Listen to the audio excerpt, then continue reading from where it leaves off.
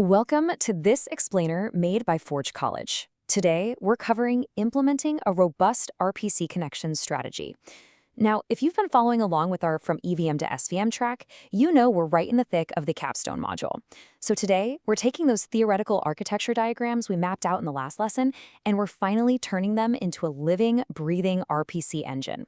Because let's just face it, what actually happens when your primary RPC endpoint just vanishes into the ether at 3 a.m.? I mean, we've all been there, right? A single endpoint goes down, the pager starts screaming, your coffee's getting cold, and you're sitting there frantically, manually switching URLs in the dark while users are absolutely tearing into you on Twitter. It is a total nightmare. But it's exactly the nightmare we're going to solve today. So, here's the game plan for building our automated connector. We're going to cover blueprinting the connector, configuring your schematics, assembling the engine, setting up the active health loop, stress testing the failover, and finally, deployment. All right, Section 1, blueprinting the connector, or the physics of the engine, if you will. Remember in our previous lesson, mapping client architectures to infrastructure choices, where we spent all that time defining our exact service level objectives?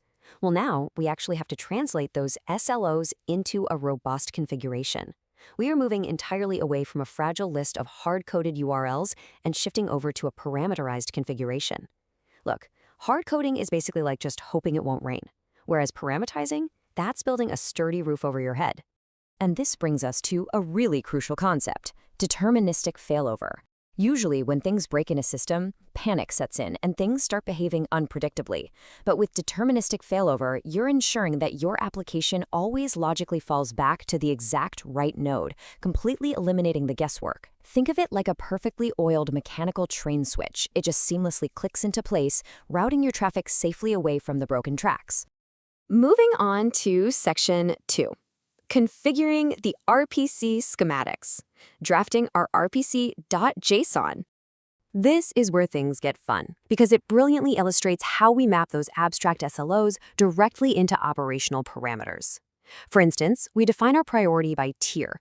We protect the nodes using a rate limit for concurrency quotas, and we determine exactly when to jump ship by setting a strict failure threshold.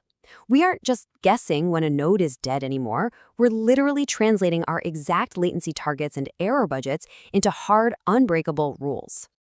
Now, getting the workshop set up is pretty straightforward. You'll want to initialize a minimal node project and bring in your core materials. So that's node fetch for your HTTP calls, p-retry for managing those annoying transient hiccups, and p-limit for concurrency control.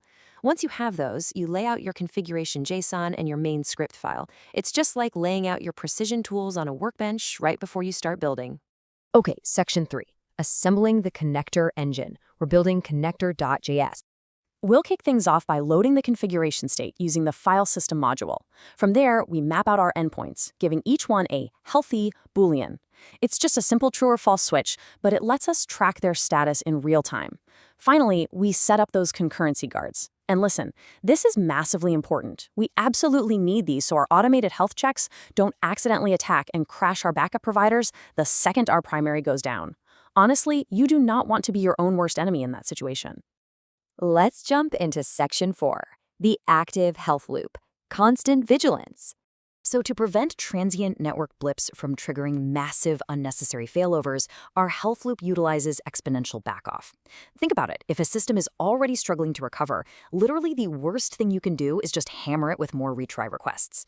This backoff method organically increases the wait times, which gives the recovering nodes some much-needed breathing room. It's kind of like letting a runner catch their breath before you ask them to sprint again.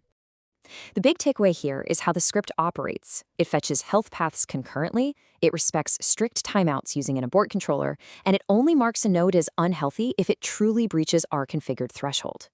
We've designed it to be incredibly patient with minor transient blips, but absolutely ruthless when an endpoint actually fails to meet our baseline standard.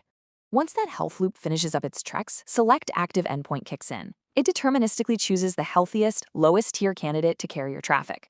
And because it sorts first by tier priority and then alphabetically as a tiebreaker, it completely guarantees that every single node in your cluster is going to make the exact same routing decision at the exact same time. Zero ambiguity. Up next, Section 5, stress testing the failover, simulating that 3 a.m. crash. Let's pull up our acceptance checklist. First, we deliberately kill our mock primary server. Then, we watch the terminal to ensure the active endpoint transitions smoothly, without any of that rapid flapping back and forth between states. And lastly, we absolutely hammer it with concurrent traffic, to make sure those rate limits we set up earlier actually hold strong under pressure. And this right here is exactly what we want to see. If your logs spit out a clean, active update event that switches seamlessly to your secondary tier, like replica US West, for instance, then congratulations, your engine works beautifully. And best of all, it handled the whole crisis without ever waking you up. Finally, Section 6, deploying your strategy, environmental overrides. Let's talk about moving this into production and how it fits into the wider system. We make this production ready by using environment variables to override our latency thresholds on the fly. This means you can easily adjust your tolerances without having to touch the underlying code. After that, we just wire our structured JSON logs directly into the exact monitoring dashboards we designed earlier in the course.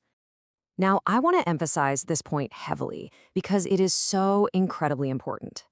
Always remember that your RPC connector shouldn't just be viewed as a piece of code.